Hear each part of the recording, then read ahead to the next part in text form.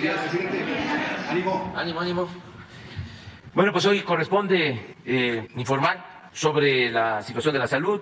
Ya ustedes saben que estamos atendiendo varios temas para mejorar los servicios de salud, tanto lo que tiene que ver con la población abierta para garantizarles el derecho a la salud, como lo establece la Constitución, como la atención a derechohabientes. Estamos trabajando de manera muy especial en limpiar de corrupción y mejorar los servicios en el ISSSTE, que nos dejaron ese sistema de salud completamente abandonado, saqueado, sin identidad propia, porque todo se subrogó, todo se privatizó. La elaboración de estudios, de análisis, de todos los servicios, quedó como un membrete. Entonces estamos recuperando, integrando servicios y recuperando pues su función de institución para atender a los trabajadores al servicio del Estado, y en especial a los maestros. Entonces estamos trabajando en eso, ya hice el compromiso de que para el año próximo va a mejorar sustancialmente el servicio en el ISSSTE. Por otro lado, pues el programa principal del programa prioritario es el de el IMSS Bienestar, que es atención a toda la población, es garantizar la atención médica, los medicamentos gratuitos a derechohabientes o no, a todos los mexicanos, garantizar el derecho a la salud con médicos, con especialistas, con medicamentos, no solo el llamado cuadro básico, sino todos los medicamentos. Entonces estamos levantando ese nuevo sistema de atención a la salud y ya estamos en 9 estados.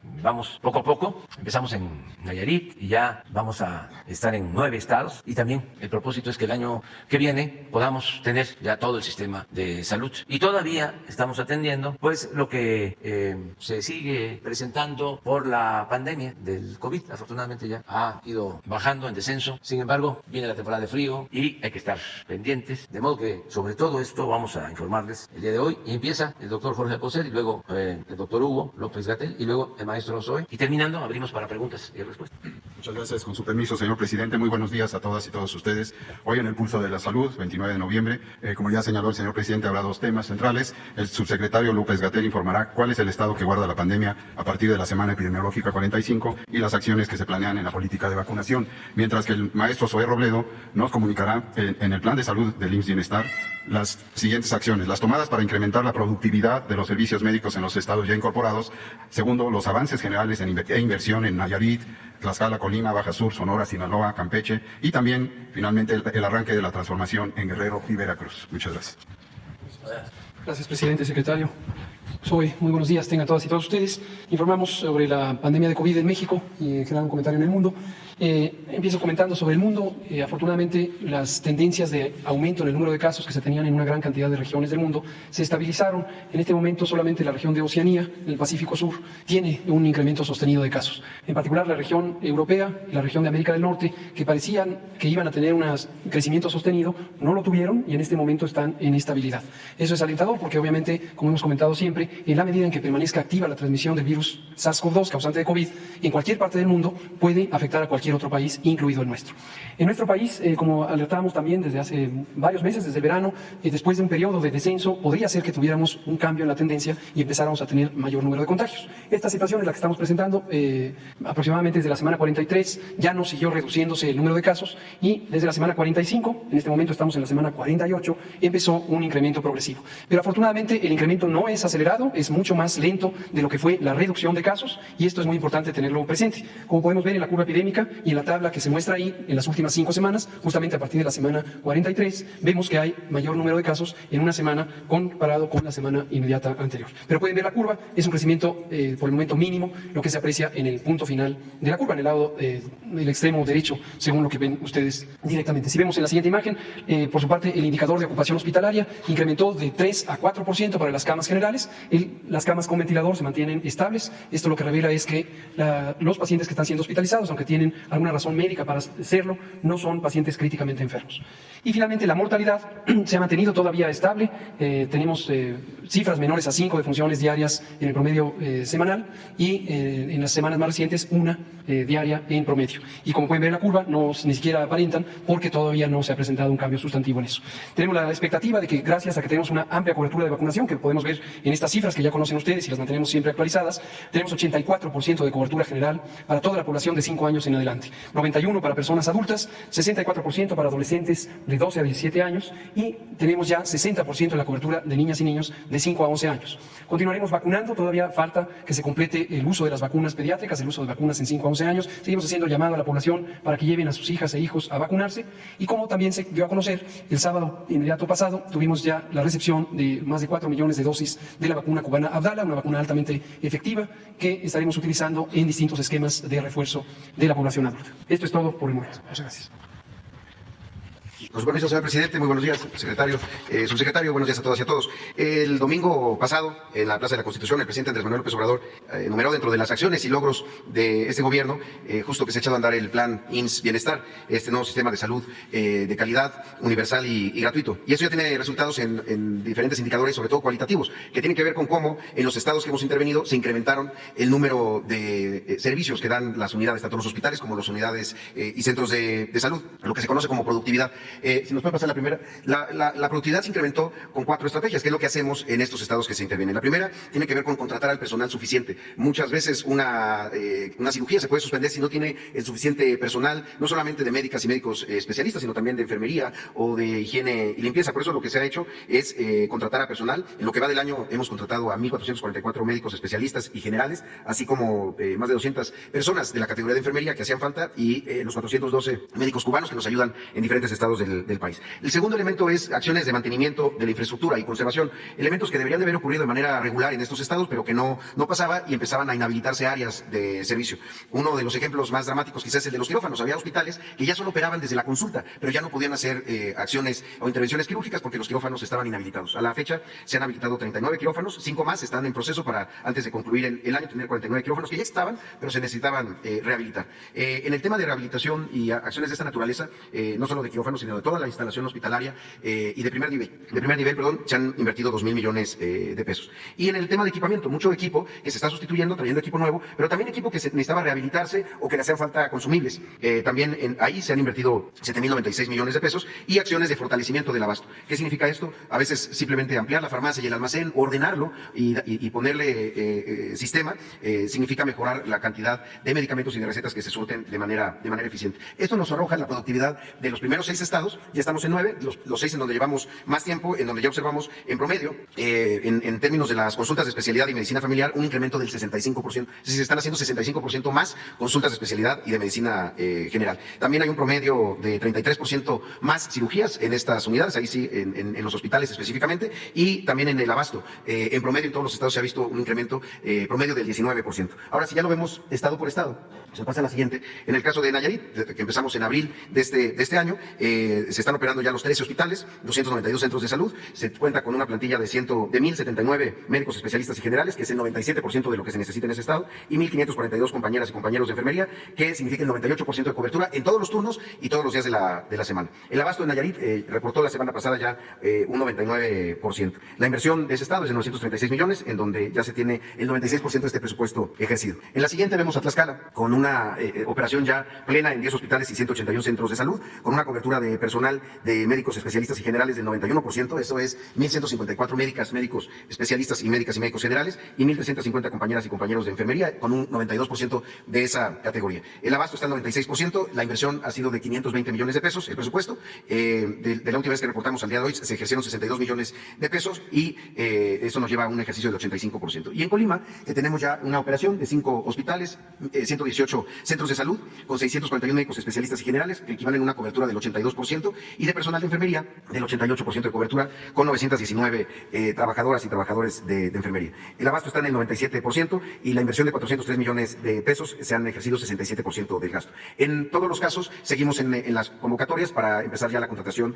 y llegar al 100% de la cobertura de médicos especialistas, generales y también de enfermería. En el caso de Baja California Sur ya estamos operando 6 hospitales, 3 UNEMES y 58 unidades de salud. Se registra un 76% de cobertura de médicos especialistas, 60% de médicos generales y personal de enfermería, y hemos capacitado ya al 100% del personal en este nuevo modelo IMSS Bienestar. El abasto está en un 99% en Baja California Sur y el presupuesto que se está destinando a este estado es de 310 millones de pesos, que lleva un 69% de avance en el gasto programado. En el caso de Sonora, tenemos ya operando 17 hospitales, una UNEME y 223 unidades de salud de primer nivel, con un 68% de cobertura de médicos especialistas, 50% de cobertura de médicos generales y personal de enfermería, ya con el 100% de personal capacitado en primer y en segundo nivel de atención, y el abasto en un 98% de recetas surtidas. La inversión en este estado es de 822 millones de pesos, con un avance en el ejercicio del gasto del 64%.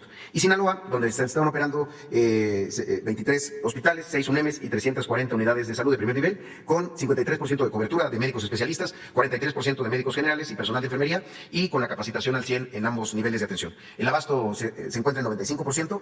En el caso de Sinaloa, la inversión para este año es de 652 millones de pesos, que tienen un avance del 50% del ejercicio de este presupuesto de 652 millones de pesos. Y los estados más recientes, el caso de Campeche, donde ya estamos trabajando en los 11 hospitales y también capacitando en los 133 unidades de salud. En Campeche hay una cobertura del 50% de médicos especialistas, 53% de médicos generales y de personal de enfermería. Tenemos al 100% la capacitación en los hospitales y estamos empezando la capacitación en el primer nivel. Apenas llevamos el 9% de esta capacitación. También decir que el abasto pasó del 65% a 88% en estas primeras semanas. El presupuesto que vamos a invertir en Campeche es de 638 millones de pesos, con un avance al 50% de este ejercicio presupuestal. Y los dos estados más recientes, que se trata de Guerrero, donde empezamos el 14 de noviembre, se están interviniendo ahí 42 hospitales, 983 unidades de salud de primer nivel, centros de salud y clínicas. Hay un 33% de cobertura de médicos especialistas en Guerrero, es la más baja de todos los estados en donde hemos intervenido, y un 38% de médicos generales y personal de enfermería. Es importante informar que el 70% del personal de segundo nivel ya fue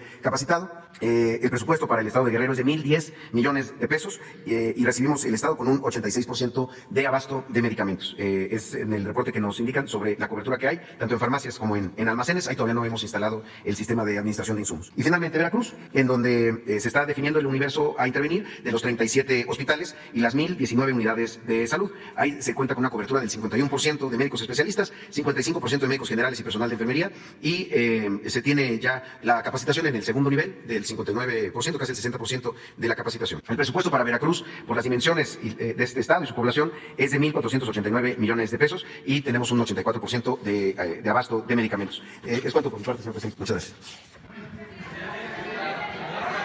¿Cómo lo hacemos? Los que no han preguntado en 15 días. En 15 días. Ustedes dos mujeres. O sea, ahí empezamos. En 15 días, nada más. A ver, tú entras. ¿Y tú en 15 días no has hablado? Bueno, tú, pues ya, ahí está ya. Sí. Pues muy buenos días, señor presidente, secretarios, subsecretario. Amir Ibrahim del Quintana Roo MX y los reporteros MX. Hay un asunto ahí en Holbox, en la isla de Holbox, en Quintana Roo, sobre un tema que trae la CFE con los ejidatarios de Lázaro Cárdenas. Al parecer iban a meter unos vías subterráneas de electricidad y hay problemas ahorita entre los ejidatarios y CFE porque según CFE no les ha cumplido pues lo que están demandando. Es lo que dicen los ejidatarios. Incluso ya llegaron a la demanda contra CFE. Y el día de ayer surgió un incendio grandísimo en la isla. Se incendiaron 3 hoteles en la isla. Bueno, hay unos videos impactantes en donde varios turistas pues, ayudan a apagar los incendios. Esos, gracias a Dios, no hubo mayor pérdida humana, o no hubo pérdidas humanas, algunos lesionados, pero no grave. Y pues bueno, Holbox es una isla que básicamente está pues aislada de servicios como bomberos, cosas por el estilo, presidente. El ducto de luz, pues claro que es necesario.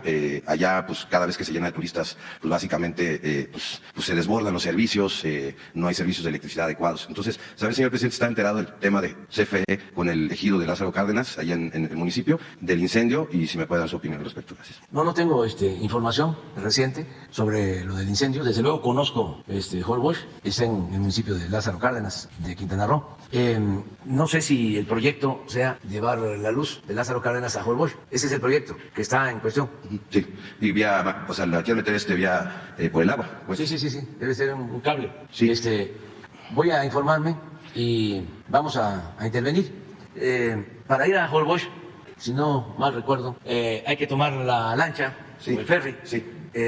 Llama, creo que Chiquilá. Sí, desde el puerto de Chiquilá, correcto. Y ahí se atraviesa y se llega a la isla, que es uno de los lugares más bellos de México, esa isla. Muy frágil, que hay que cuidarla, porque tiene manglares y es un paraíso. Sus playas. Desde ahí también se puede ir a el Cuyo, ¿no? Observar, sí, bueno, sí, es una parte del Cuyo. Es una zona como arqueológica que hay ahí, la orilla, pero de ahí también se va a ver el tiburón. Tiburón ballena. Ballena, sí. Sí, es impresionante. Y ahí tengo amigos lancheros, el karateca, que todo el mundo lo conoce, y a otro que se llama Calimán, o lo conocen como Calimán. Y les cuento una anécdota que una vez fui en lancha y íbamos ahí y me iba diciendo el Calimán de que me admiraba mucho y no sé qué, pero entonces llegamos mar adentro, ya donde está el tiburón ballena, y yo con mis hijos, y ya pues todos para tirarse, porque viene nadando, viene bajo el agua el tiburón, es enorme, además con la boca abierta, que viene comiendo todo lo que encuentra. Y junto al tiburón enorme, otros peces, como rémoras. Y entonces me dice, ¿no se gusta tirar? Y lo estoy pensando porque lo encuentra uno, así se tira uno, con equipo y todo, pero de frente, y es enorme. Y dice, no me vaya a hacer eso. Si yo tengo de usted una idea de que es usted muy valiente. Le digo, me voy a tirar. Y ahí voy. Sí. Pero es pues una isla bellísima, extraordinaria, que hay que cuidar y que hay que cuidar el tiburón ballena, que viene desde África, eso como las ballenas del Pacífico. Vive de eso la gente, muchos lancheros, pescadores y también hoteles. Han cuidado entre todos la isla, que no se deforeste, que no se afecte su flora, sobre todo los manglares. Y tienen ciertas reglas, no hay vehículos, bueno, no sé ahora, pero Carritos de golf, nada más. carritos de golf por la isla, sufren también bastante cuando son los ciclones, los huracanes, tienen que salir de la isla. Entonces voy a ver, ¿no?, de qué se trata. Hemos estado desde hace muchos años ayudando ahí. En una ocasión metieron a la cárcel de manera injusta a unas personas de Holbox, humildes, pobres, los ayudamos. Y vamos a ver en qué consiste esta propuesta. Por el tramo que es la travesía, a lo mejor sí es menor el daño ecológico si hay un cable subterráneo que poner los postes, porque es una travesía. ¿No tienes un plan? Sí. Y sí, De hecho, los ejidatarios mantuvieron bloqueada la carretera unos varios días, porque pues ya según estaba cerrado el trato de que iba a hacerse así, y estaban esperando que CFE pues cumpliera, pues, ¿no? Entonces, sí, depende de la Comisión Federal de Electricidad. Sí, depende. Y es algo que tiene que ver con la protección del medio ambiente, y hay un acuerdo de los ejidatarios, se va a cumplir. ¿En diciembre? ¿Que no hay qué? bueno, hubo conflicto social que mantuvieron las carreteras bloqueadas y que el pasado, tuvieron 11 días bloqueadas las carreteras, y incluso los ejidatarios amagaron y ya demandaron a la CFE por el tema. A lo mejor, CFE ya lo arregló hace poquito, pero esto no tiene ni fue en noviembre, el 25 de noviembre. Esta es está en donde prácticamente, aquí está Cabo Catoche, es donde termina el Golfo y empieza el Caribe. Entonces, la parte territorial, súbele, aquí está Chiquila. Entonces, aquí agarra uno la lancha o el ferry para venir a Holbox. Entonces, y el tiburón ballena está hacia adentro, aquí en lancha.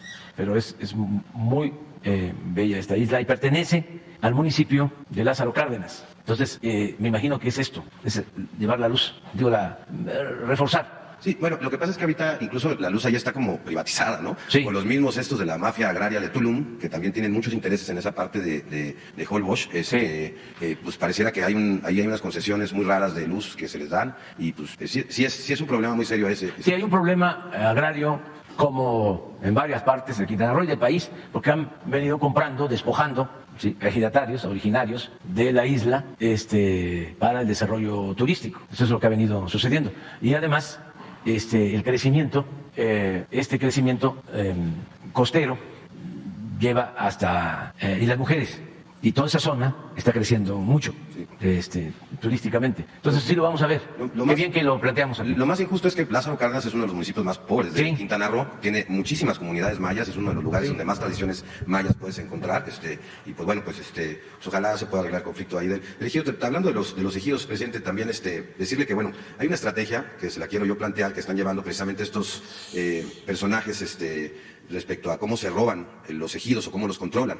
Resulta que lo primero que hacen es coactar al comisariado ejidal, ¿no? Poner un presidente, un secretario y un tesorero afines a sus intereses. Lo hacen a través de una muy buena, un buen dinero, digamos, de por medio, ¿no? Para comprar votos en las asambleas de elección y después, tener control de la casa ejidal. Pero resulta que los ejidatarios que no están de acuerdo con lo que está pasando con su autoridad ejidal, pues los empiezan a someter de esta forma.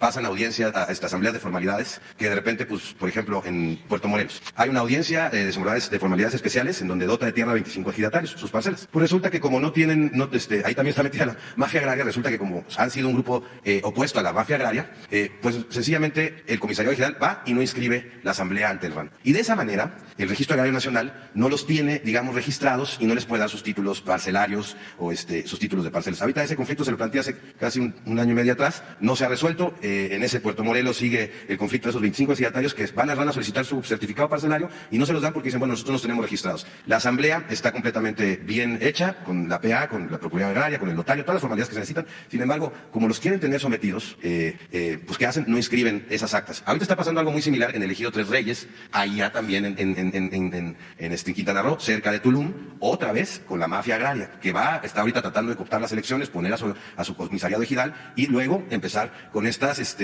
digamos, complicidades con los delegados, con el RAN local. La verdad pensamos que la nueva delegada iba a hacer mejor las cosas. Al parecer como que ahí no le está entrando duro al tema de combatir a la mafia agraria, como que ya hay algunos datos que arrojan que incluso sostiene reunión con los representantes legales y las manos derechas de Antonino Almazán, que es la cabeza más visible de esta mafia agraria, quien ha, pues la verdad, lastimado mucho a los ejidatarios, a los ejidos de Quintana Roo, presidente. Entonces, saber si la Consejería Jurídica, si es posible, pueda inspeccionar lo de estas formas de que esta mafia está llevando a cabo en Quintana Roo, de no inscribir, por ejemplo, las actas, que eso es impresionante, que un ejidatario no pueda tener su parcela porque no le inscriben su acta su mismo comisario ejidal. Entonces, a ver si habría manera de revisar este asunto, de darle otra checada, a ver qué está pasando en la PA de Quintana Roo, porque ahí es donde se gesta toda la corrupción, presidente, en esas dos dependencias y bien influenciada por este tipo de temas. Lo vamos a ver, sí, con la Consejería Jurídica y también con la Procuraduría Agraria. Lo vamos a tratar. Les paso los contactos de los ejidatarios que están con Jesús, con estos conflictos. en los dos casos, y vamos a pedir el informe de la Comisión Federal de Electricidad para resolver. Sobre el incendio ya está controlado. Ayer fue una noche muy terrible para Holbox, ya está controlada. Parece que la gobernadora ya está en el lugar también atendiendo el asunto.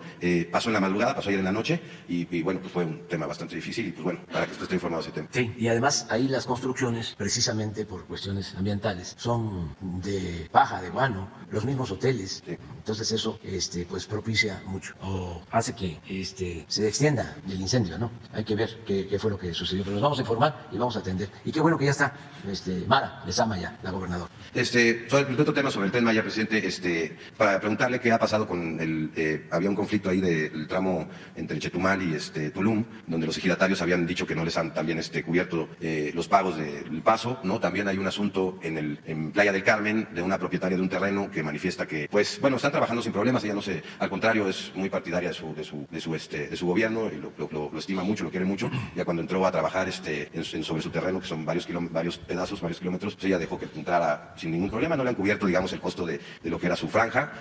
También está pasando en el tramo 6, que los ejidatarios habían dicho que no les han pagado y que no le están pagando un precio justo. Ellos alegan que pues, se le está pagando más a los de Playa del Carmen, ¿no? Y a los que les están beneficiando, o que está mejor el precio del metro cuadrado allá que en la zona que ellos están, y entonces están como queriendo pues, negociar que les paguen un poco más sobre los terrenos que ellos tienen, ¿no? Pues la verdad es que sí son ejidatarios, esos sí son ejidatarios, sí son ejidatarios mayas reales que están buscando pues, mejores condiciones de pago. Si me podía informar al respecto de esto, presidente. Bueno, pues que se han portado muy bien todos, no tenemos conflictos. Los que se oponían al Tren Maya y promovieron los amparos no son comuneros, ni ejidatarios, ni pequeños propietarios. Era gente de las llamadas organizaciones de la sociedad civil, ¿sí?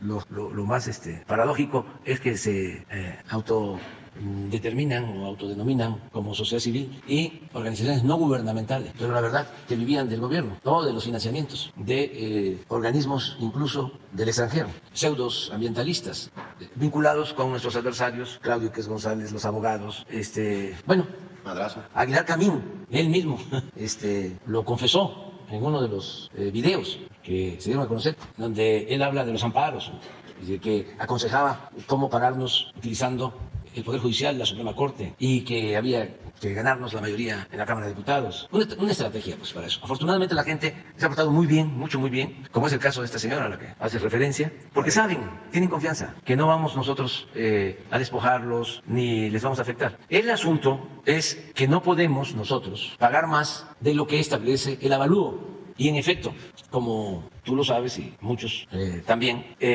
un metro cuadrado allá en Tulum pues cuesta más que un metro cuadrado, vamos a decir, en el ejido Morelos o en Felipe Carrillo Puerto, incluso en Bacalar, en Chetumal y en Espujil. O sea, son precios distintos. Entonces, por ahí llegan también abogados, leguleyos, coyotes, tranzas, con todo respeto, ¿no? Sí. Que van y les dicen, no acepten. Le importa mucho al presidente y además, si ustedes no permiten que pase aquí el tren, no va a haber tren y les van a tener que dar todo lo que pidan. Bueno, lo han hecho, pero la gente no les hace caso, porque pues ellos llevan ahí un porcentaje y estamos tratando de llevar a cabo arreglos en las asambleas y la gente se está portando muy bien, no hemos tenido problema. Sí existe eso. ¿Ya tiene identificado el grupo de abogados que está haciendo eso, presidente? Sí. Gente que ve, ¿no?, que hay oportunidad de sacar provecho en lo personal. Pero no somos nosotros pues justos, pero al mismo tiempo defendemos el presupuesto público porque es dinero del pueblo. Decía un viejo político del antiguo régimen, decía, problema político, problema que se resuelve con dinero, no es problema. Nosotros no estamos de acuerdo con eso. No es, a ver, vamos a billetear a todo el mundo, no, pues a maicear. Y así no tenemos problema, nada más por lo aplaudidor. Sí, nada más que no tendríamos presupuesto para financiar el desarrollo, para atender a la gente. Entonces ya eso se terminó, pero como dice la canción, es más fuerte a veces la costumbre que el amor. Se quedan esas prácticas y se tiene que ir poco a poco avanzando. Pero la gran ventaja es que la gente ayuda. La gente es muy buena, de buen corazón. Por ejemplo, allá en Espujil, toda esa zona de Quintana Roo, Campeche, parte de Tabasco, se fue colonizando desde los años 60, 70 del siglo pasado. Entonces se fueron campesinos de todo el país, de Guerrero, de Michoacán, de Veracruz, del Estado de México, de Puebla, a vivir allá en situaciones muy difíciles, porque no son las de ahora. No había agua. Allá murió mi abuelo paterno, campesino, allá está enterrado en un ejido que se llama Constitución, cerca de Espujil. Y les entregaron 50 hectáreas, bastante terreno, pero sin agua. Y sufrieron mucho, todos. Toda la zona de Escárcega, Candelaria, de Plan Malancán, ya los ejidos tienen los nombres. Hay Jalisco, hay ejido Chilpancingo, ¿cómo se llama? El municipio de Tierra Caliente de Michoacán más importante, Apatzingán, sí, Apatzingán, en el Plan Malancán. Hay Puebla, de todo, así. Entonces, los del ejido del Plan de San Luis, creo que tenían como 15,000 hectáreas pegados a Calakmul y ya no estaban la mayoría viviendo ahí, porque se regresaron a Puebla y otros se fueron a buscarse la vida a Estados Unidos, a trabajar a Estados Unidos. Entonces estaba abandonado el ejido. Les hicimos la propuesta, porque ya andaban sopiloteando unos, como sabían que va el tren y es Calakmul, y los reunimos, se habló con ellos, dijeron sí, aceptamos el avalúo y les entregamos, le vendemos la tierra. Y esas 15,000 hectáreas son reserva ya, se van a agregar a la reserva de Calakmul. Pero la gente, en buen plan, no enferma por la ambición al dinero. Eso siempre lo voy a destacar. Es distinto otro tipo de cosas que nos ha sucedido, ya estando nosotros en el gobierno. De repente encontramos que habían vendido allá muy cerca, a 6 kilómetros de Uxmal, 2,400 hectáreas, 2,400 hectáreas en 7 millones de pesos. Tierra del gobierno. Entonces, cuando me enteré, a ver, te regresamos tu dinero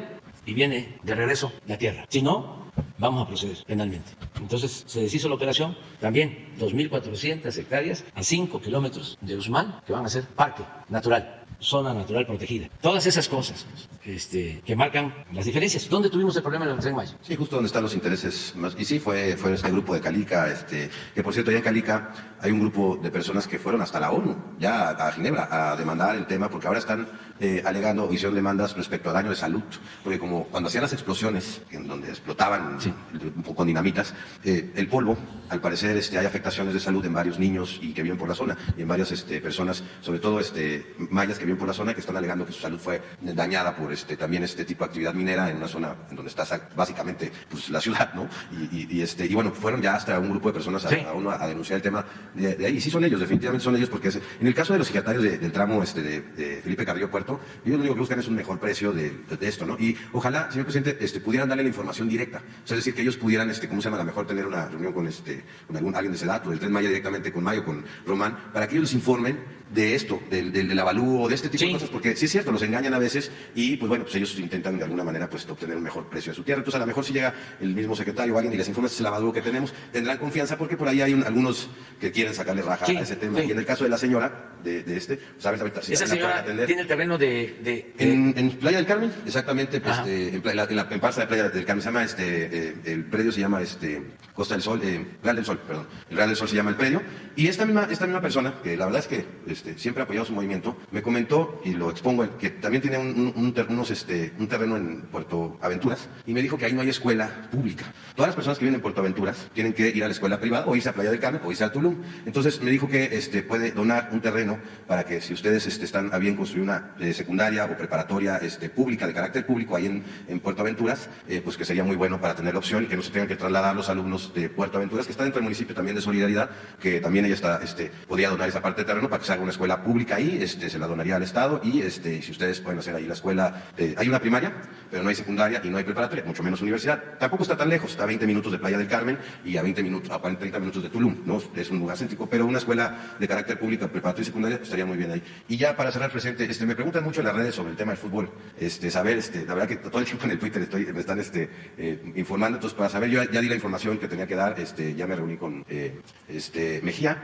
ya también hay mucha información ahí con la UIF, ya estuve con ¿cómo se llama? Con con Pablo Gómez, pero también estuve con SAT, y hay una coordinación muy buena entre ellos. La verdad que a mí tampoco me dan mucha información, ¿no? O sea, yo ya presenté lo que tenía que presentar, hasta donde llega un periodista en información, pues hasta ahí topo, pues, y ellos al parecer ya tienen todo pues más armado, ¿no? Entonces a ver si se va a presentar o no se va a presentar. Sí, se va a presentar y tenemos eso pendiente y lo preparamos. Y tú das a conocer aquí, ¿sí?, tu punto de vista, y que vengan los servidores públicos y que también hagan lo propio. Sobre el terreno de la donación, lo coordino también con Román o con quién.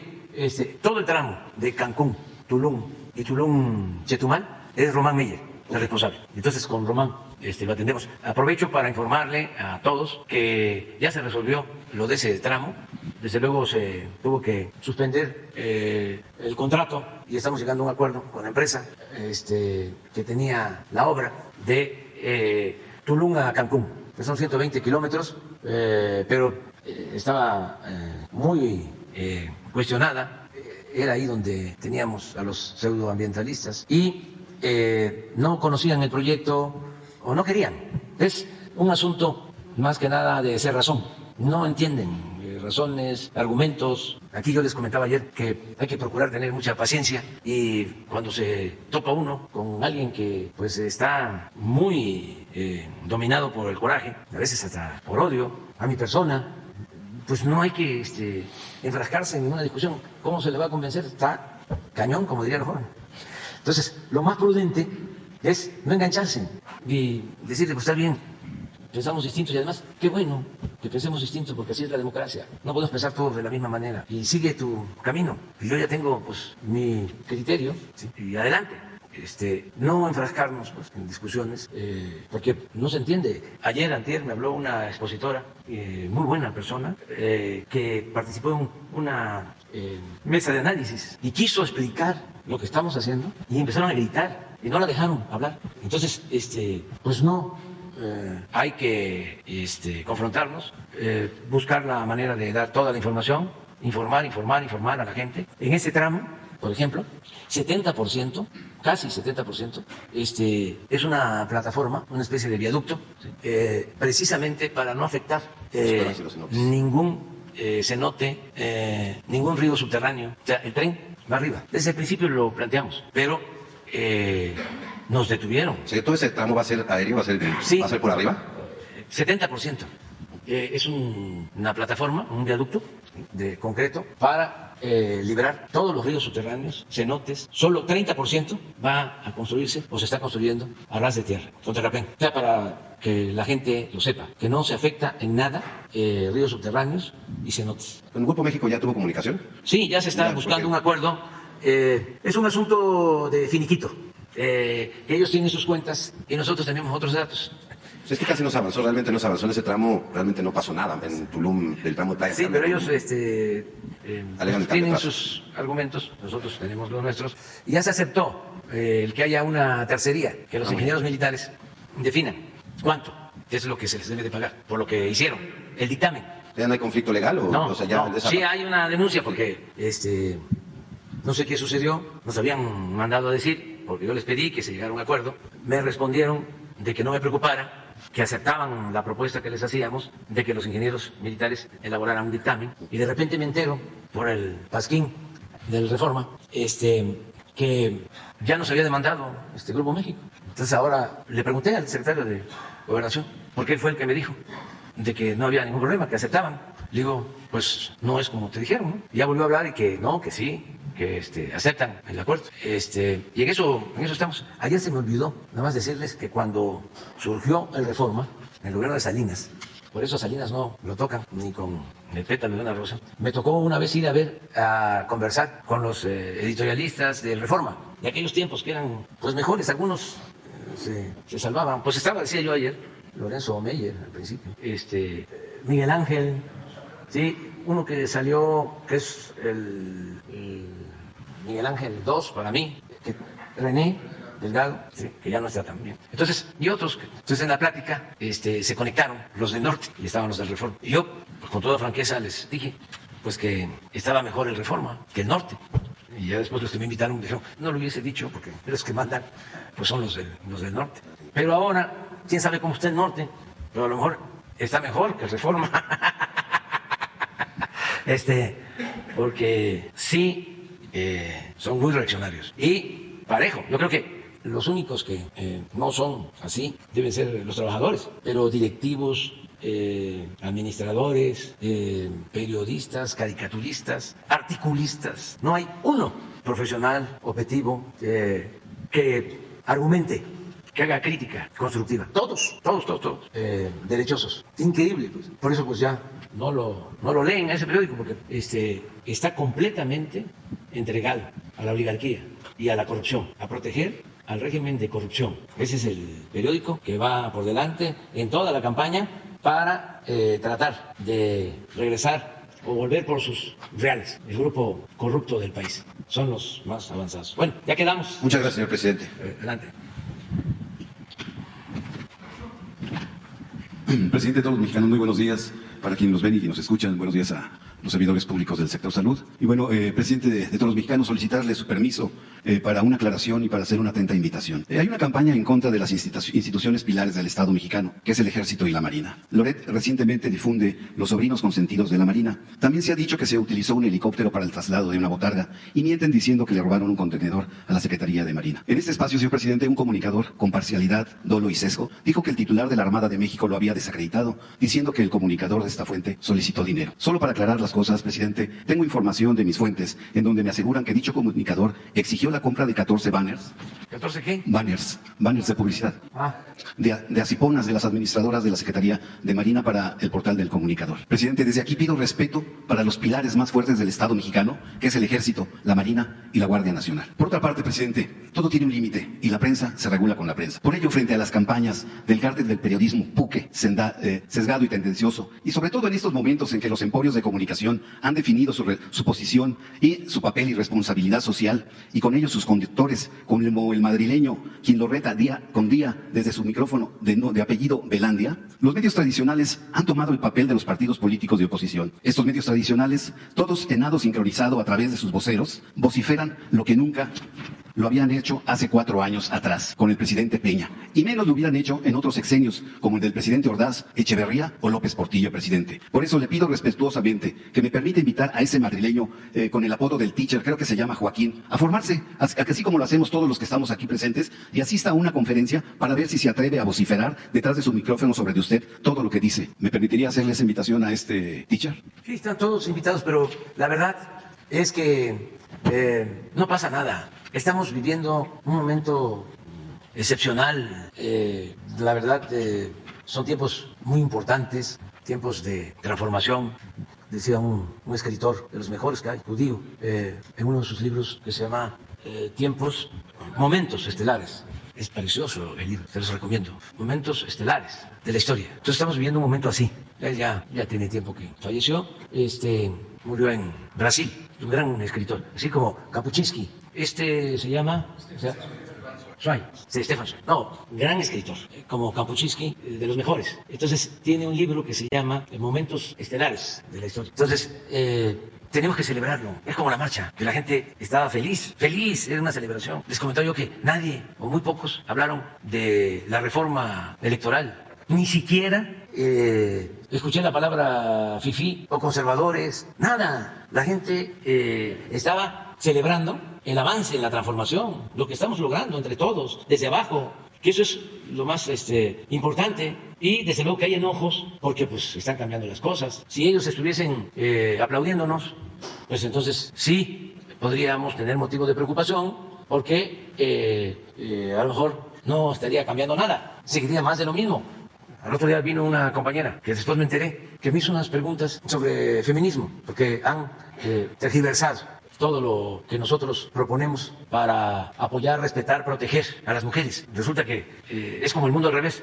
Nos ven como enemigos de las mujeres, enemigos del feminismo, machistas, porque han querido crear eso con los medios. Entonces después me entero que la compañera insistentemente estaba hablando de que no hacíamos nada por proteger a las mujeres y que el feminicidio estaba creciendo. Y yo explicándole, llevamos años luchando por la justicia. A lo mejor ella no había nacido. Y ya nosotros estamos luchando por hombres y por mujeres en favor de la justicia y de las mujeres más pobres de México, siempre, desde los años 70, cuando fui director del Instituto Nacional Indigenista en Tabasco, desde el 77. Y antes, pues fui alumno de la Facultad de Ciencias Políticas. Ahora que vino el presidente Boli, recordaba que estaba yo entrando a la facultad cuando, desgraciadamente, se dio el golpe de Estado en contra del presidente Allende. De allá vengo, de esas luchas vengo. Y ya luego me entero que la compañera trabaja en una revista que se llama La Compañera, que estaba haciendo los cuestionamientos. Es que Jesús es muy moderado. O sea, y no quiere decirme las cosas a veces, o no quiere que yo me lance, quiere que yo me autolimite. No. ¿Cómo se llama la revista? De los que recibían dinero del gobierno con Peña Nieto. No. Una compañera que vino a hablar del feminismo. Animal Político. Es así, pero ellos recibían dinero, publicidad de Peña Nieto. Y desde luego, estando de presidente Peña Nieto, pues ni modo que hicieran esos cuestionamientos. ¿Y cómo cambiaron?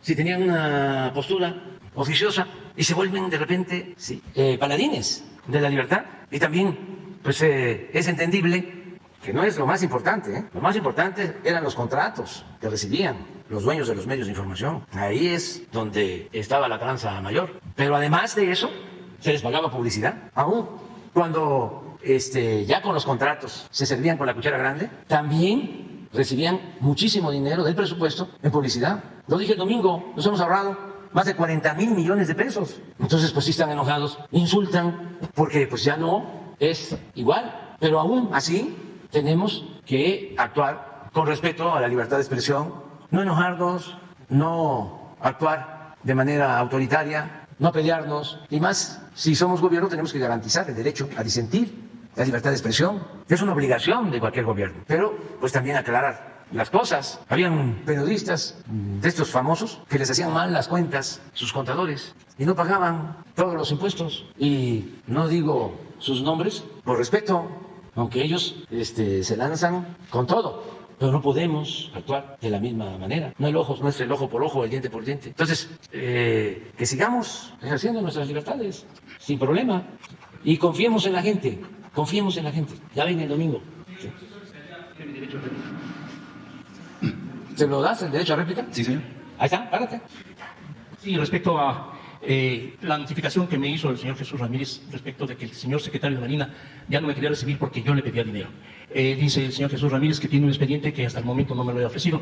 Y aclarando respecto a las veces que yo estuve favorecido por la detención del señor secretario, almirante secretario de Marina, fue conciso en estos términos. El señor secretario de Marina, respecto a los problemas que había en las escuelas náuticas mercantes, me dijo que le interesaba que yo ahondara en los problemas que había para hacer reportajes, que incluso tenía yo la colaboración, el pago de los viajes a esas escuelas. Así se hizo con Mazatlán y con Veracruz, Tampico, pero la COVID me invadió y ya no pude seguir. Pero en ese acuerdo también, el señor secretario de Marina, el señor almirante secretario de Marina, Rafael Ojeda, me ofreció pagarme el reportaje que yo pudiera hacer respecto a oceanografía. Un gran problema que yo tengo una cantidad enorme de documentos que ya fueron entregados al señor, a don Jesús Ramírez, algo así como unos 6,000 documentos de todo el problema. Ya he publicado bastante, siguen los ex trabajadores de oceanografía siguen reclamando. Hay un ofrecimiento por parte del señor secretario de Marina y Jesús para recibir a estos ex trabajadores, y hasta la fecha no se ha resuelto. Al ofrecimiento que me hizo el señor almirante secretario, yo le respondí que por eso no tenía yo necesidad, bueno, no quería yo que se me pagara absolutamente nada, porque es un trabajo periodístico que no debe ser pagado de esa manera. A cambio yo le ofrecía la posibilidad de recorrer todos los puertos del país donde hubiese en ese momento las APIs, para hacer un reportaje en el área de influencia de cada puerto, con el fin de fomentar el uso de los puertos mexicanos por parte de los productores. Es un tema que yo conozco muy a fondo, señor presidente. No es una vez que lo he hecho, y he hecho varios estudios así, y ha habido resultados muy interesantes, porque productores mexicanos que no conocen la utilización de los puertos han sido favorecidos y están haciendo una actividad económica. Ese era mi ofrecimiento. A cambio, porque yo no tengo recursos para hacerlo, había solicitado a cambio tener anuncios por cada una de las APIs mensualmente. Eso me solventaría a mí la posibilidad de hacer un viaje no solamente al puerto, sino a toda la área de influencia de cada puerto. Tengo años haciendo, puedo demostrar lo que estoy diciendo, y nunca no le pedí, como se lo dije ya una vez a usted, señor, y que hasta el momento no he tenido ni siquiera una respuesta, ni siquiera por el oficio que yo le presenté con base en el octavo constitucional al almirante secretario, ni tampoco un oficio o lo que dice Jesús Ramírez que hay. Y a eso sí me gustaría que quedara bien claro, porque va en ello pues algo que creo que tengo que defender, que es mi prestigio. Nunca en todo mi periodo de trabajo, desde 1971 estoy trabajando con comercio exterior, y hasta la fecha nunca he tenido necesidad, ni he querido, ni lo he hecho, de pedir dinero para mi trabajo. Y eso es lo que quiero aclarar, señor, y sigo esperando la respuesta del señor almirante secretario, o del oficio o el expediente que dice Jesús que tiene y que me acusa de que yo pido dinero. Bueno, ya, ¿sí? Gracias. Puede venir una segunda aclaración y una tercera y todo. Este es diálogo circular, y así, en armonía. A ver, adelante. Allá. Faltan ellas dos. Ellas dos, y falta Baja California también. Inicio con mi primera pregunta, presidente. Sí. Ahora vamos. Presidente constitucional de los Estados Unidos mexicanos. Con este mega evento del domingo 27, que podría catalogarse como una gran fiesta del pueblo, con más de 1 millón de acarreados, 1.200.000 acarreados, por el deseo de participar en la eliminación de la corrupción y la impunidad. Con esta mega marcha, usted pasará a la historia como un verdadero estadista, con la postura que guardó antes, durante y después de esta marcha. Vimos las expresiones de orgullo de cientos de miles de mexicanos de casi todos los estados de la República, sobre todo del sureste, de Tabasco, de Macuspana, de los Tumbapatos, de Tepatitán. Y a una sola voz, el Zócalo capitalino le dijo a usted sonoro: no está solo, y el INE sí se toca. La pregunta es, señor presidente, ante un posible fraude de la oposición junto con el INE, ¿el modelo humanismo mexicano ha creado la conciencia política para una democracia participativa a través de sus instituciones? ¿O es el INE la piedra del zapato para todos los mexicanos? No, mire, ya está por resolver la Cámara. Es ya políticamente un hecho que el bloque conservador va a impedir la reforma constitucional. Para el 6 de diciembre. Se pospuso para el 6 de diciembre. Pero, pues es tiempo, pero el bloque conservador no quiere que haya menos diputados, menos senadores, quiere seguir manteniendo a los plurinominales, quieren seguir entregando muchísimo dinero a los partidos, quieren que sigan los partidos nombrando, sobre todo los partidos al servicio de la oligarquía conservadora, a los consejeros, no quieren que los elija el pueblo. Eso es lo que ya resolvieron. El INE no se toca.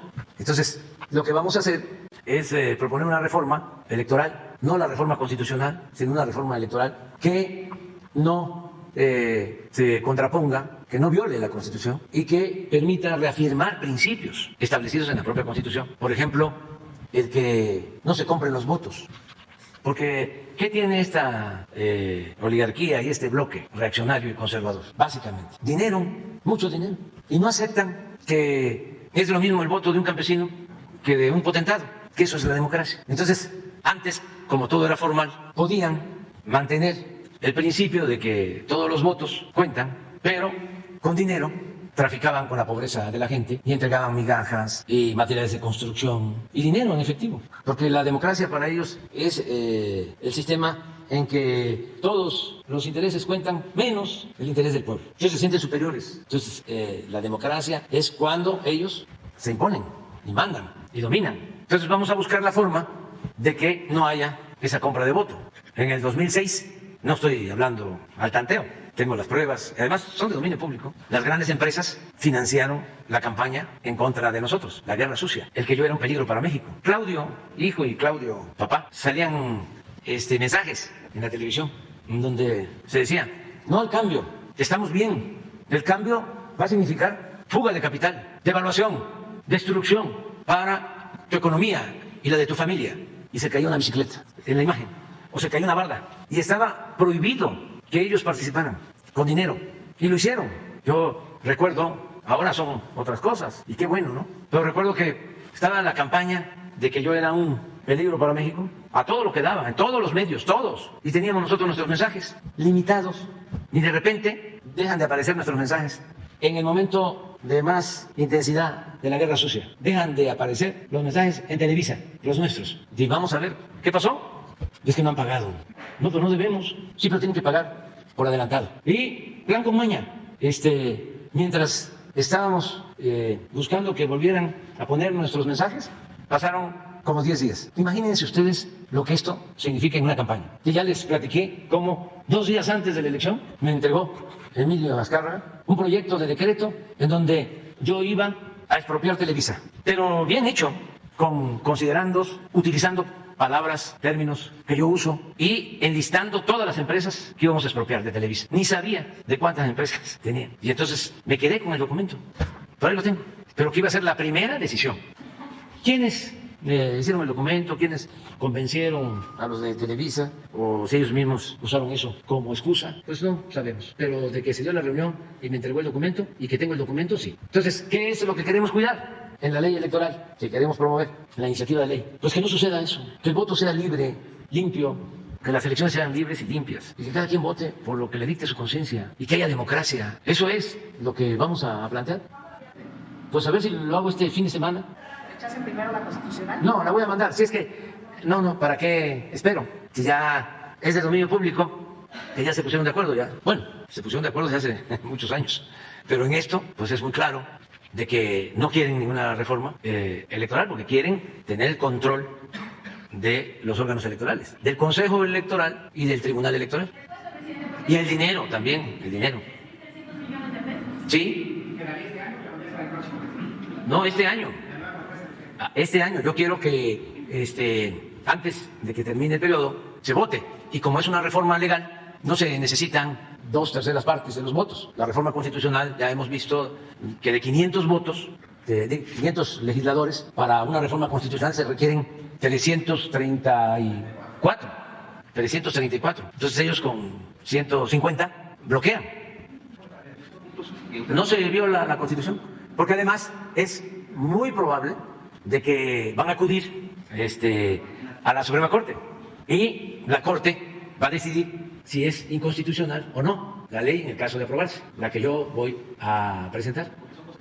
Sí. ¿Cómo una ley podría no afectar la Constitución? Sí hay formas de hacerlo, sí. Algo similar a la ley eléctrica. Sí, lo tengo bien analizado y los constitucionalistas, y además existe la Corte, que no son como eran antes, empleados subordinados al presidente. Es un orgullo el que ahora estemos viviendo un tiempo en que los ministros son libres, ya sea porque no están de acuerdo con nuestro proyecto o porque tienen la arrogancia de sentirse libres. O sea, es interesante, no se pueden quejar, o están bostezando ahora ustedes más que antes.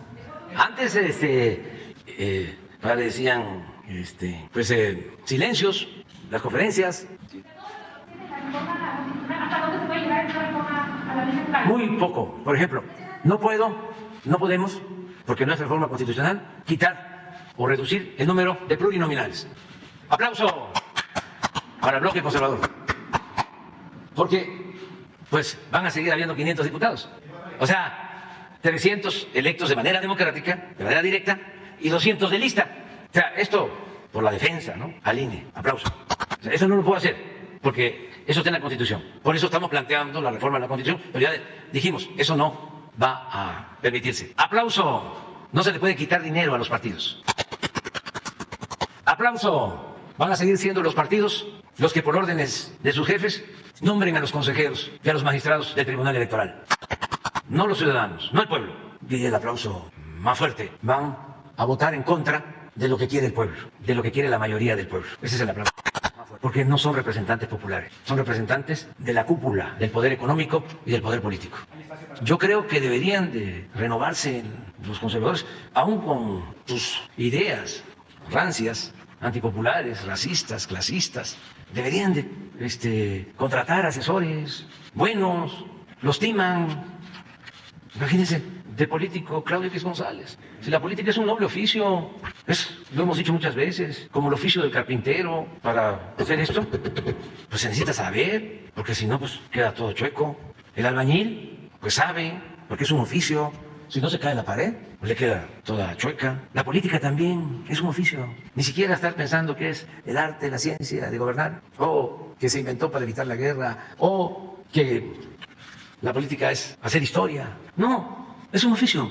Una cosa es estar haciendo negocios con influyentismo, como lo ha hecho Claudio y su familia toda la vida, y otra cosa muy distinta es la política. Nada más piensen cómo se relacionan con el pueblo. Ni siquiera le hablan a sus choferes, a sus trabajadoras domésticas. Y la política es, en esencia, fundamentalmente, una actividad humana y de la más alta jerarquía espiritual.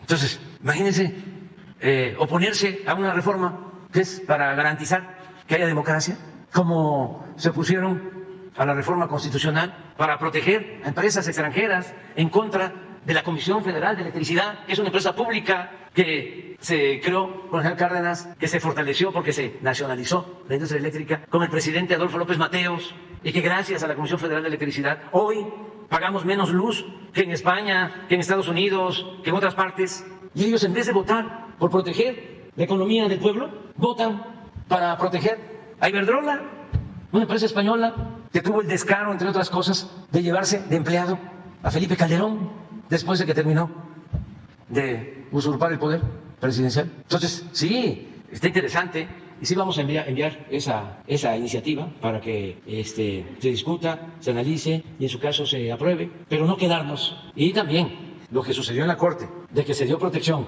a defraudadores fiscales, a factureros, a delincuentes de cuello blanco, eso tiene que ir también al Congreso. De nuevo, voy a enviar una iniciativa, como también antes de que me vaya, voy a enviar la iniciativa de austeridad republicana, porque no puede ser que con amparos, con triquiñuelas, legaloides, estén ganando más que lo que gana el presidente. Muchos de estos defensores del INE y del régimen de corrupción. Y si el Congreso dice no, ya ese es otro problema. Pero yo voy a cumplir. ¿Ambas serían constitucionales? No, la otra va a ser constitucional, porque está en el artículo 127 de la Constitución, de que no deben. ¿Por qué no pones el artículo 127? Y lo están violando. Con amparos y actitudes leguleyas. ¿Cómo? Pues lo que digan los legisladores. De todas maneras, la gente no va a querer más de lo mismo o regresar a lo que había antes, a la corrupción. Y ya ahora ya se sabe más sobre la importancia de tener la mayoría en el Congreso. Entonces no es que, como lo plantea Krause, ¿no?, muy vivillo, dividan su voto para que haya equilibrio, no vaya a resultar un presidente autoritario con afanes dictatoriales. Entonces se necesita el equilibrio del Congreso. Nada. Eso es para tener al presidente atado de pies y manos. Es como lo otro que inventaron, que ya está en la Constitución, los gobiernos de coalición, que es en la práctica lo que promueve el conservadurismo. ¿Qué es un gobierno de coalición? Que se hace una alianza y ya cuando se llega al gobierno, 3 secretarías para un partido, 4 para otro, 5 para otro. Se reparten el pastel. Imagínense si en una circunstancia de crisis, cuando se requiere una transformación, se va a poder avanzar en beneficio del pueblo. No, el gobierno se fracciona, no hay un plan para transformar, es mantener a la cúpula cooptada, comprada, y el gobierno paralizado sin atender al pueblo. Eso es lo que han venido promoviendo. Afortunadamente, pues no es así. Esto es lo que se reformó. Ningún servidor público podrá recibir remuneración en términos de la fracción anterior, por el desempeño de su función, empleo, cargo o comisión mayor a la establecida por el presidente de la República en el presupuesto correspondiente. Ningún servidor público. Esto está en la Constitución. Pues esto no lo cumplen, porque se ampararon. Y como pues son juez y parte desde el Poder Judicial, violan la Constitución. Y miren lo que se plantea. Se considera remuneración o retribución toda percepción en efectivo o en especie, incluyendo dietas, aguinaldos, gratificaciones, premios, recompensas, bonos, estímulos, comisiones, compensaciones y cualquier otra, con excepción de los apoyos y los gastos sujetos a comprobación que sean propios del desarrollo del trabajo y los gastos de viaje en actividades oficiales. Entonces, ningún servidor público puede ganar ni con eso, ni agregando eso, más que el sueldo del presidente. Entonces, vamos a ver, ahora, ¿qué hacemos? Si ya está en la Constitución y lo violan.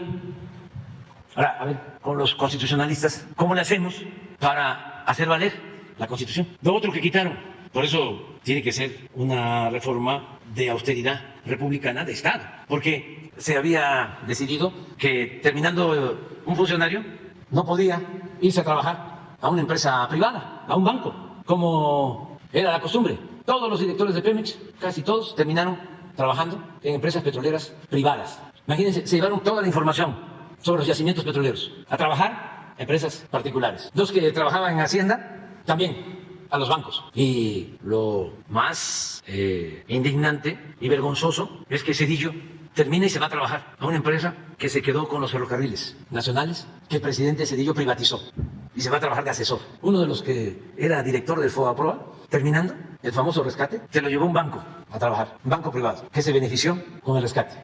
Y el caso de Calderón, que termina y se va de consejero de Iberdrola. Bueno, eso ya se había aprobado en una ley de austeridad que enviamos. Lo echaron abajo en la Corte. Entonces vamos a volver a lo mismo. O lo dejamos así y ya. No. Presidente, finalmente, estamos a unos días de que llegue el mes de diciembre y sus posadas, en donde hay promesas que se tendrán que cumplir, como la de la titular de Energía, Rocío Nale, quien ha insistido y declarado que en diciembre se obtendrá el primer barril del combustible de la refinería Olmeca. La pregunta en el tema energético, ¿qué día del mes de diciembre será el inicio de la extracción del primer barril? ¿Y qué reporte tiene de la obra si ya está integrada y concluida al 100% con las 17 plantas? Y en el tema político, presidente, el señor Ricardo Monreal anuncia una gira de reconciliación con Santiago Krill y emulando a José Alfredo Jiménez, declama la letra de la canción Amarga Navidad. Usted escuchó hablar en el Zócalo a una sola voz al pueblo. ¿Podría opinarme algo al respecto? Bueno, de esto último no, pero de la refinería sí. Voy el 23 de diciembre. Pues ya de una vez les digo de que sí vamos a estar aquí el 23 en la mañana de diciembre. El 24 no, ni el 25, pero el 26 sí.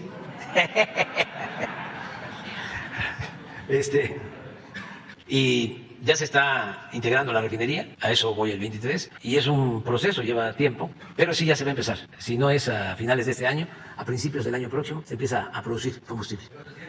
¿No va la compañera?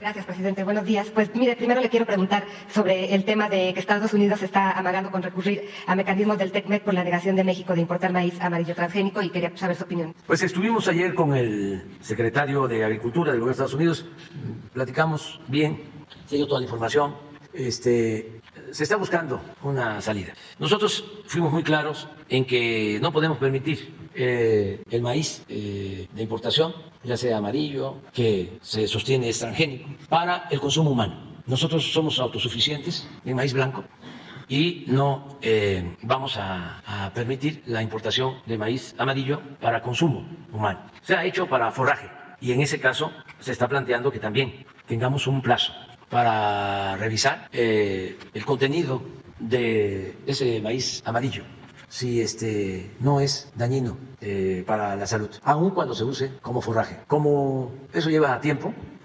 ofrecimos ampliar el plazo a 2 años para el caso del maíz amarillo que se utiliza para forraje. O sea, se puede importar, pero no para consumo humano. No aceptamos maíz transgénico para consumo humano. Y estamos buscando la forma de que pues, ellos entiendan que una cosa es lo mercantil, la ciencia que permite, ¿no?, mayor productividad, y otra cosa es la salud. Y que si se tiene que decidir entre la salud y el mercantilismo, nosotros optamos por la salud. Es lo mismo que cuando se plantea si estamos de acuerdo en la justicia o en el derecho. Decimos la justicia. Entonces, se avanzó. El señor secretario de Agricultura es una gente consciente, nos entendió. Hay también mecanismos para dirimir estas controversias en el tratado, pero nosotros tenemos elementos para defender el por qué no se permite el maíz transgénico. Vamos a esperar a ver si hay un acuerdo. También se decía de que no íbamos ya a permitir la importación de maíz amarillo para forraje. Entonces le aclaramos que sí, que ese no es el tema. El tema es que ese maíz esté sujeto a un permiso anual de la COFEPRIS y que lo podemos ampliar y que podemos también llevar a cabo un acuerdo para que la Agencia de Salud de Estados Unidos y COFEPRIS hagan un análisis sobre las características de ese maíz amarillo y que nos aseguren que no son dañinas a la salud. O sea, no estamos en una postura cerrada, incluso darnos tiempo, pero sí no abrir la entrada de maíz transgénico o no seguro para consumo humano. Y les decía yo que afortunadamente nosotros tenemos autosuficiencia en maíz blanco. Y pues el señor secretario de Agricultura, que ya fue gobernador, tiene mucha experiencia, pues sabe que el maíz es originario de México y tenemos muchísimas variedades nativas y que es nuestro patrimonio cultural. A mí me mandó una carta y se lo comenté con una escultura sobre el maíz. El maestro Toledo, pintor extraordinario, el Diego Rivera de nuestro tiempo, bueno, alumno, amigo, promovido por el maestro Tamayo, me mandó una carta diciéndome, no permitan esto, no al transgénico, no al maíz transgénico. Entonces, y además es la salud, tampoco es un asunto dogmático. Vamos a que las agencias de salud de Estados Unidos y la COFEPRIS hagan un estudio, y esto es bueno no solo para los consumidores mexicanos, también para los consumidores de Estados Unidos. Sí, pues eso es lo que sostenemos nosotros. No, nada más para estar seguros de que aún utilizado como forraje no afecta la salud. No, desde luego de los animales, pero fundamentalmente de los seres humanos. No. Y esperemos llegar a un acuerdo, pero si no se llega a ese acuerdo, pues hay paneles y no alarmarnos, que se acuda a un tribunal y que decidan, pero nosotros no podemos ceder en esa solicitud. Ah, sí, y Monsanto, y Bayer, y muchos, pero acuérdense, y eso también es importante, que se escuche bien, que se escuche lejos. Por eso es necesaria la democracia, para que elija al pueblo y que la autoridad nada más tenga como amo al pueblo, porque si elige la oligarquía a través de manipulación y de dinero, el que llega a la presidencia, el que llega a cualquier cargo, es un empleado de ellos. Y no necesitamos insultar a nadie, ¿entender? Esa es su concepción. Ellos buscan la ganancia, la utilidad y algunos hasta el lucro. Y no les importa nada. Su Dios es el dinero. Hay que entenderlos, ¿no? Sí, nada más que un gobierno democrático tiene que representar a todos, no a una minoría. Y esto pues se va entendiendo cada vez más. Y yo agradezco que nos respetan del gobierno de Estados Unidos, el hecho de que él venga a escuchar de manera directa cuál es nuestra postura, que no se entere por el New York Times o por el Reforma, porque no es lo que le digan los que están interesados en vender maíz amarillo, aunque afecte la salud de los mexicanos, sino que venga a escuchar cuáles son nuestras razones. Se lo agradecemos mucho. Además, sin prepotencia, como lo ha planteado siempre el presidente Biden, con un pie de igualdad, de respeto. Y está el tratado y hay mecanismos en el caso de que exista una controversia para que se resuelva. Y si podemos llegar a un acuerdo sin necesidad de ir a la controversia, mejor. Presidente, sobre el tema de que Estados Unidos liberó a la Barbie, ¿qué piensa el gobierno de México? ¿No debieron extraditarlo al país para que termine de pagar su condena aquí en lugar de soltarlo? ¿O si el gobierno de México tiene información de que metieron a la Barbie en un programa de testigos protegidos? Pues no, de testigos colaboradores. Se conoce todavía con precisión si sigue detenido o no. Esto se dio a conocer ayer por el periódico Milenio. ¿Quién sabe cuál es su fuente? Desde luego debe ser una agencia estadounidense, porque ni modo que se esté buscando, ¿no?, en la lista de todos los presos si están o no están. Alguien sabía o quería que se supiera y filtró la información. Pero también hay que ver si es cierto, porque se está pidiendo información, ya lo está haciendo Relaciones Exteriores y lo está haciendo la Secretaría de Seguridad Pública. Hoy se va a saber si no está preso. Hay que ver cuál fue el arreglo, porque su sentencia era por varios años. Aquí, en el país, hay también denuncias presentadas, pero como que es todavía muy temprano, como que en el transcurso del día, mañana, se va a saber todo. Y no nos adelantemos, vamos a esperarnos para ver qué es lo que está sucediendo. Presidente, y aprovechando el tema de salud, sobre el brote de meningitis en Durango, no sé si nos pueda dar informes el doctor López-Gatell. Hay ya 16 fallecimientos y 60 y tantos casos. Entonces, quisiera saber si está funcionando el tratamiento y cómo van las investigaciones. Entiendo que hubo también ya aseguramiento de morfina, había aseguramiento del medicamento del anestésico, pero quisiera saber si nos puede dar más información al respecto. Con gusto, Natalia Vitela, de Reforma. Efectivamente, como informamos hace ya varios días o un par de semanas, estamos experimentando un brote de meningitis en el estado de Durango. Lo primero que es muy importante que la población sepa, así lo enfatizamos en nuestro comunicado de prensa hace algunos días, es que existen muchos tipos de meningitis. Meningitis es una inflamación del cerebro, en general de las envolturas del cerebro, que se llaman meninges. Es una infección del sistema nervioso central. Habitualmente sabemos de las meningitis como una enfermedad infecciosa, ya sea causada por virus o bacterias, y que pudiera transmitirse. No es el caso de lo que estamos visualizando en Durango. Es decir, el mensaje clave que debe tener presente la población es: esta meningitis que afecta a personas en Durango no es una que se va a transmitir de persona a persona. No se va a propagar por medios físicos, el aire o el contacto directo persona a persona. Esta es una situación en la que presuntamente el uso de ciertos productos farmacéuticos o dispositivos, agujas, catéteres, contaminó a las personas que están enfermas. ¿Cómo las contaminó? Presuntamente mediante procedimientos de anestesia espinal. También es muy importante que quede claro que no quiere decir que toda la anestesia que se ponga en cualquier persona va a causar estos efectos, porque no es por el anestésico en sí mismo, sino porque posiblemente se contaminó. Lo que no está claro es en qué parte del proceso se contaminó. Se ha especulado en los medios, y por eso lo atajo, lo digo, que pudiera ser que los frascos del anestésico en su fabricación fueron contaminados. No tenemos evidencia para señalar eso, tampoco para descartarlo. Pudiera ser que se contaminó en un almacén donde estuvo guardado. No tenemos evidencia para afirmarlo, tampoco para descartarlo. Y pudiera ser que se contaminó en el procedimiento mismo de la anestesia, en las manos de quien lo realizó o en el espacio físico, en el quirófano donde lo realizó. Tampoco tenemos evidencia todavía conclusiva para determinar que ese es el punto de la contaminación o para descartarlo. Y está en proceso de investigación. Hay que tener presente que aquí son dos tipos de investigación: una de carácter epidemiológico sanitario, que conduce primariamente la Secretaría de Salud de Durango, y ahora en apoyo, desde que nos pidieron este apoyo al inicio de noviembre, también la Secretaría de Salud de la Federación, del Gobierno Federal. Esa es una clase de investigación, está en curso. Su propósito es determinar precisamente cuáles fueron los mecanismos de contagio o de contaminación y, sobre todo, el identificar a las personas que pudieran estar en riesgo para detectarlas oportunamente, hacer exámenes clínicos y de laboratorio que sean necesarios y ofrecerles de manera inmediata tratamiento. Ahora comentaré el tratamiento. Por el otro lado está una investigación de carácter pericial que realiza la Fiscalía General de Justicia del Estado de Durango.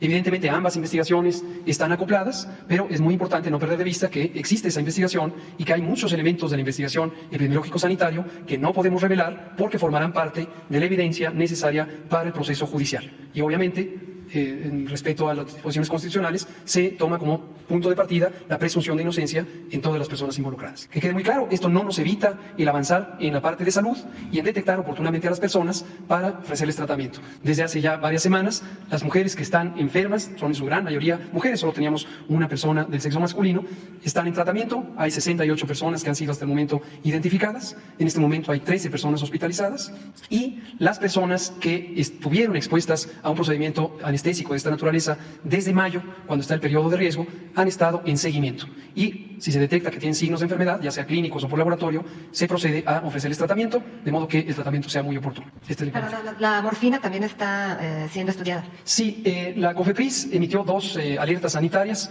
una para un anestésico que se llama bupivacaína, y posteriormente para otro que es morfina, que también se usa en los procedimientos anestésicos. Son 3 lotes de la primera, 2 lotes de la segunda.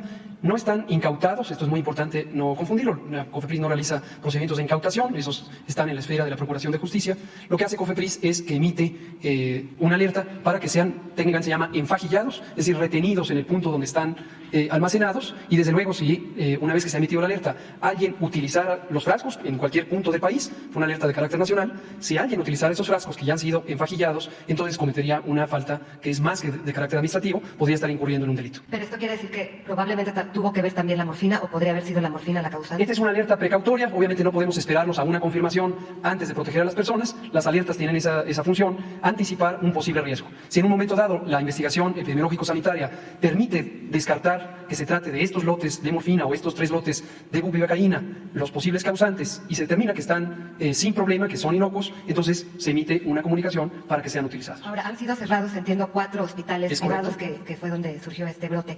¿Qué tanto la autoridad sanitaria ha tenido la posibilidad de verificar, me refiero a nivel nacional, que estén funcionando los hospitales privados de manera adecuada? Claro, de momento la evidencia lo que sugiere es un problema local y efectivamente en hospitales privados. Todo ha sido en hospitales privados. Toda la atención previa, donde está la presunta fuente de contaminación, ocurrió en 4 pequeños hospitales privados en la capital de Durango, que fueron inspeccionados oportunamente por la Comisión Estatal para la Protección contra Riesgos Sanitarios y posteriormente por la COFEPRIS de manera directa.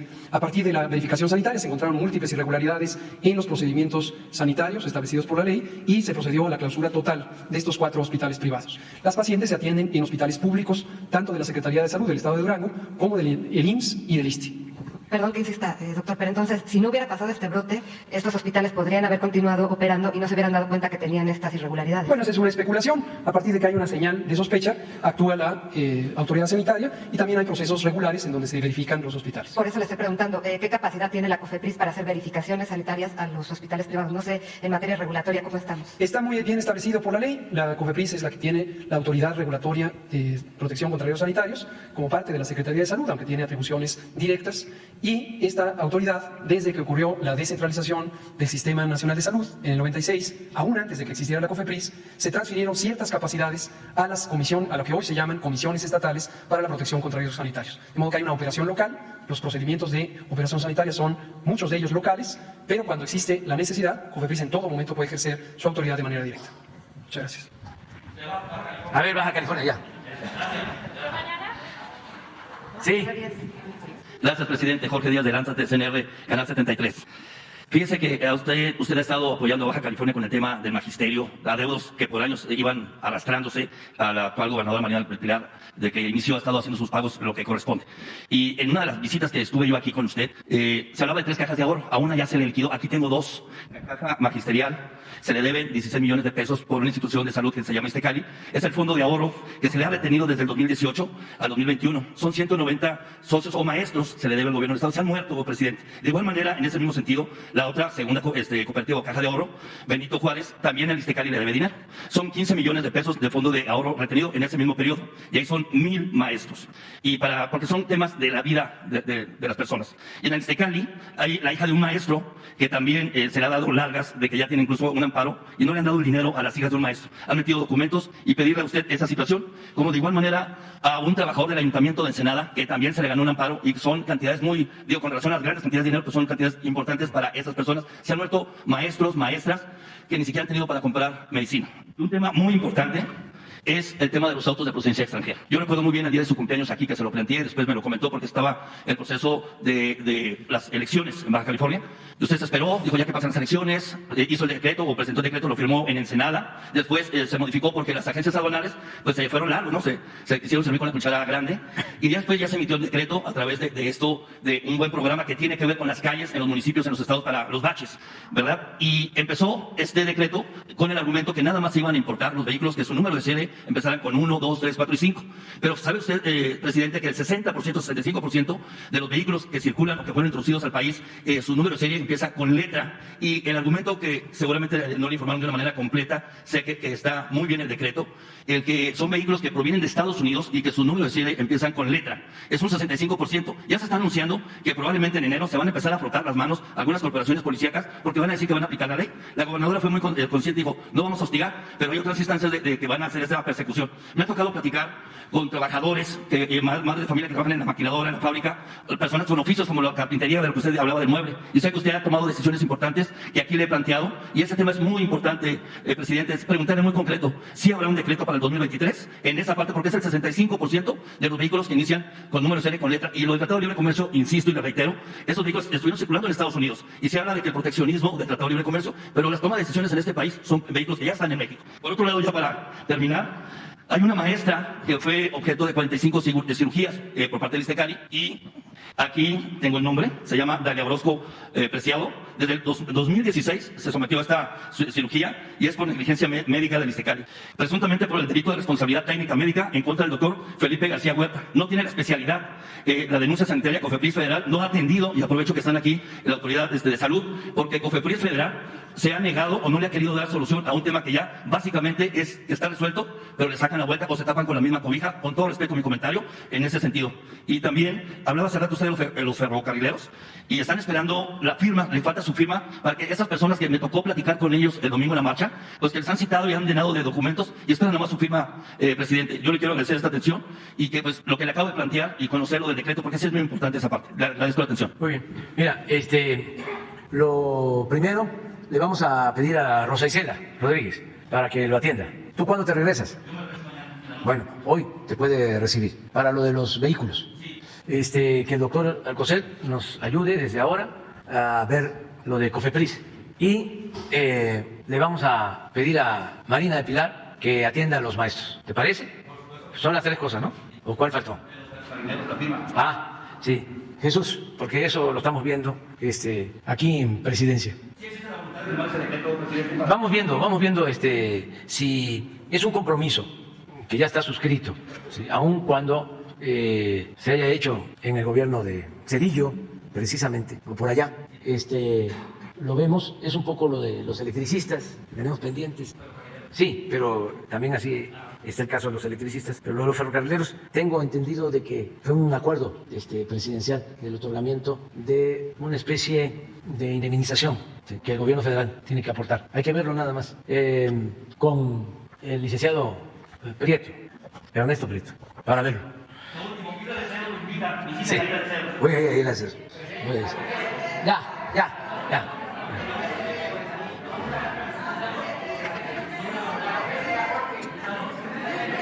Mañana, los que ya preguntaron hoy, sí, 15 días. Mañana.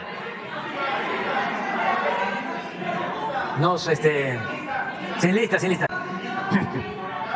Reclaman mucho de que tardamos. Unos que no les gusta estar viendo la mañanera, les molesta. Y otros que les gusta mucho y dicen, no me puedo ir a trabajar porque no termina.